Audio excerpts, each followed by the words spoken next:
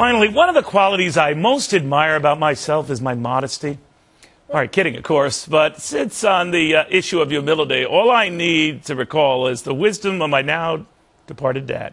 Fully recognizing my big head, even as a kid, and maybe fearing it, he offered this sage advice. Neil, stay humble. In your case, it will come in handy. Decades later, when my mom had passed away and my career was progressing, my dad would be sitting all alone in the house, once crowded with kids, watching me on TV. A man of very few words. He summed up my lucky success this way.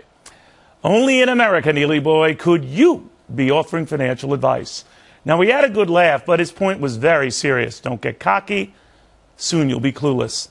I think if Dad were around today, he'd be looking at Democrats who have come out of the election thinking they want a landslide and acting that way. Don't get cocky. Do get a clue. Americans gave you a license to lead, not to do victory laps. But it's as if in the rush to celebrate this election, they've completely forgotten prior elections.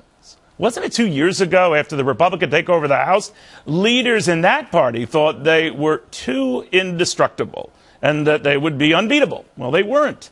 And wasn't it 2 years before that those same Republicans thought with Democrats in complete control of Washington, they were done in Washington, just like Democrats were done and so likely won Bill Clinton in 1994. Well, they weren't, and he wasn't. Something happened along the way, each time. They say it is humbling to lose, but I think it should be even more humbling to win, to see in the moment that it is only a moment, that in a moment it can change many times. My dad was a very wise man, armed with only a high school education. He had a doctorate in something I like to call life. He got it, and he urged me and my brother and sisters to get this. Never become so arrogant that you risk showing others you're an ass. And never is that test greater than when things are going your way. Because contrary to what you think, people won't remember how you handled things when the chips were down, but how you handled them when the chips were up. Democrats now, like Republicans 2 years ago, would be wise to remember that. Fame is fleeting, success even more so. Just remember, Americans elected you to get a job done, and if you can't do it in the next election, well, they'll find someone who can. You don't have to take it from me. Take it from history.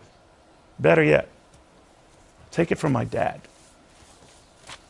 who was always amazed I moved ahead in this profession. He used to challenge me with my CPA when it come out. Neil, can you put a number in front of the decimal point? That was then. All right, we got Henry.